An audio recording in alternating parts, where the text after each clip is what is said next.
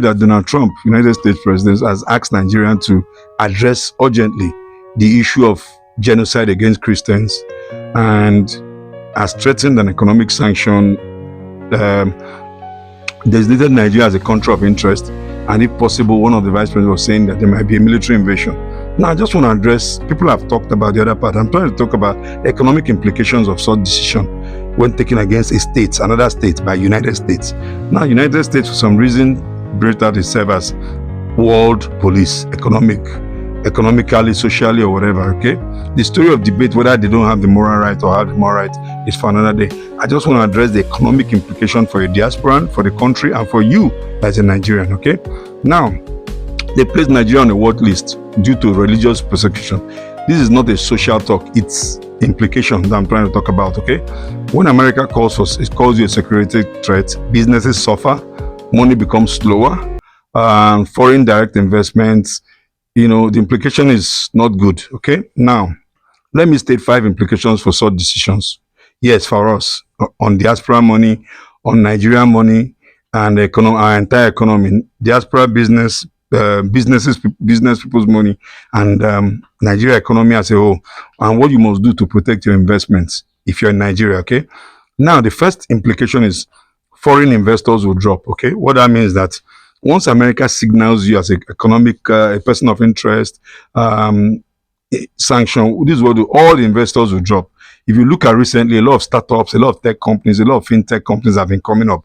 Most of these companies are owned by foreigners. There are people that have started having faith that, okay, if I take my money from my country and bring here, I'll make some money. So there are a lot of them, majority of them, the fintech, whatever, majority are backed by foreign companies, be it Chinese, be it Russian, be it Europeans, be it Americans, who are businesses, people that take their money all over the world to invest. So the economic implication is that most of these guys will slow down, that look, hey, if Nigeria is not safe for the citizens, how much more me? So they start pulling it down. And there is an economic impact in the economy. You're going to see it instantly. In a month, you start seeing it because they will pull out their money. And when they start pulling it out, fluctuation of naira and dollar, scarcity of funds will start taking place, okay? That's the foreign direct. So they will wait and watch and see. If it's not working, they'll leave, okay? Just look at Afghanistan, look at Sudan, look at Myanmar, look at Syria, and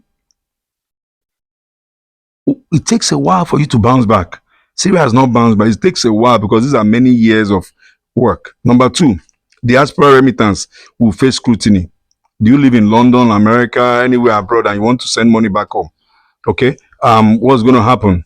Scrutiny, more KYC. Where is the money going to? What's the name of the person?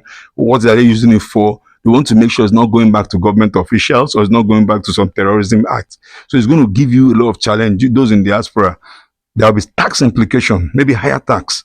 The money you remit, maybe they charge 1% tax. It could go as much as 10% because they are trying to do everything. They can't stop you, but they will tax you.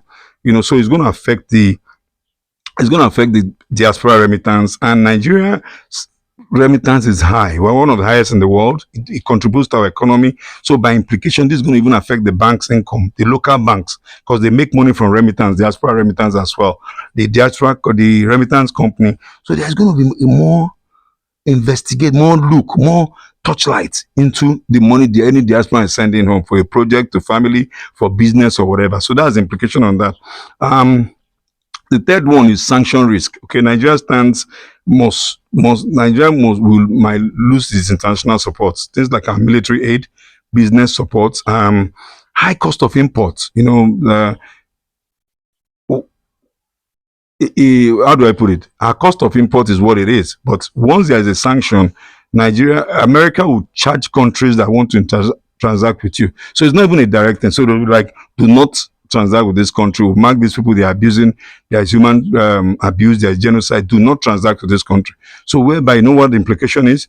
Cost of daily living things, cars will go up because those that are doing it will be hiding, going through routes, smuggling, different things, and the cost will go up. So if it used to be done by 100 people, only 30 people will start doing it, or 20. So if they are the only people, that's monolithic and more difficult, challenging, and the cost. The implication is the cost of those things. So this is part of it. The cost of bringing things to Nigeria is not the same as cost of bringing things to Afghanistan or Sudan. because there's a sanction. America is watching countries that go there. First of all, any American company that takes things to those countries that they have sanctioned, they are sanctioned. So many of them want to avoid that. That's why. So Nigeria cannot afford to borrow all kind of things, even business people. For example, when Dangote built his oil, about a large percentage of his loan facility that he used were from international consortiums. Nigerian companies, banks couldn't foot all the bills. So it reached out to international firms. So things like that will not be possible again. And if at all it does it, the interest will be massive, which will impact on the downline of his business. So that's that part. The fourth one is Nigerian reputation will be damaged. Okay, Nigeria is currently trying to fix its reputation, to make people come here, tourism, travel, business investment. And when you're tagged as genocide against Christians, now how will I feel? A tourist is already afraid of Nigeria. Then he's saying, if the citizens are not safe, how much more myself? The reputation is even struggling. Even you, as a diaspora, you're afraid to come back to Nigeria. Now you're hearing that they are persecuting and killing. You just postpone coming back. So those are part of it. Why the government must do everything within its reach to fix that reputation. Do everything.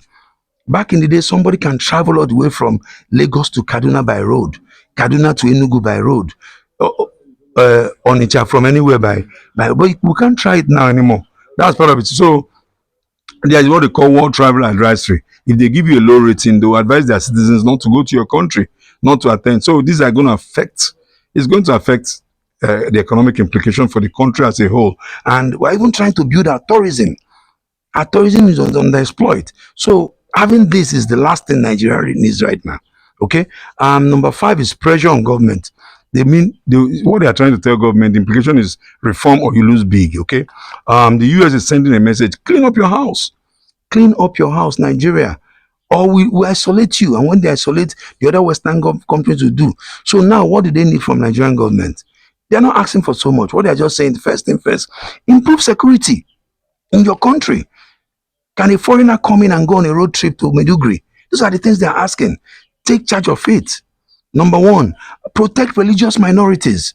What do I mean by religious? Let a Christian be able to practice his faith in the north. Let a northerner be able to practice his faith in the south. That is what they are saying. Protect the Christian minority.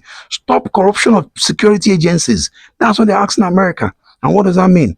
They believe that a lot of the money that they invest, billions have been spent in the last 10 years to fight insurgency and all that. It goes into the hands of the security agents. They don't even believe that it's not well documented or implemented. So catch them. That's what they're saying. Prosecute them. Hold them accountable. Make them understand that it's not allowed. They shouldn't do that. Number 4, if Nigeria responds well, if Nigeria responds well, it means things will improve. But if they don't respond well, it's not. So if you ignore it, worst case scenario, economy goes down or a military invasion, which we do not pray for. Okay, Nigeria must act now before the world acts against Nigeria. Now the final one is for you, the diasporan. What may you do to make sure your investments are safe? First one is, this is not just time to panic. It's time for you to strategize. All transaction you do, don't do any transaction in cash for now. Document what you do. Let there be a logout document. And even if you're doing anyone, let it be demand legal documents, or choose mainly insured and government transactions for now.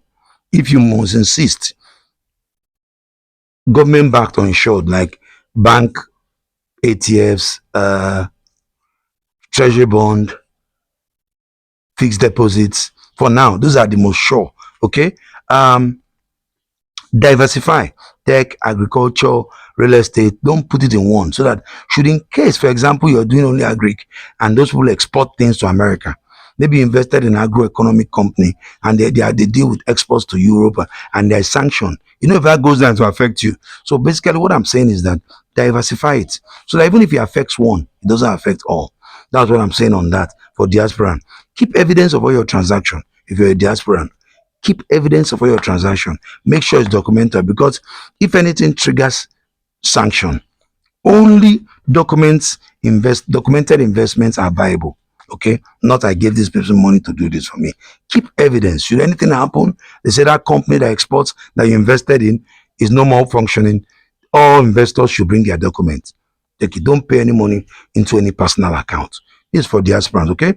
Um, in conclusion, this decision by the United States is only going to do two things. One, either going to push Nigeria to come correct as a country and become the giant of Africa that they claim they are,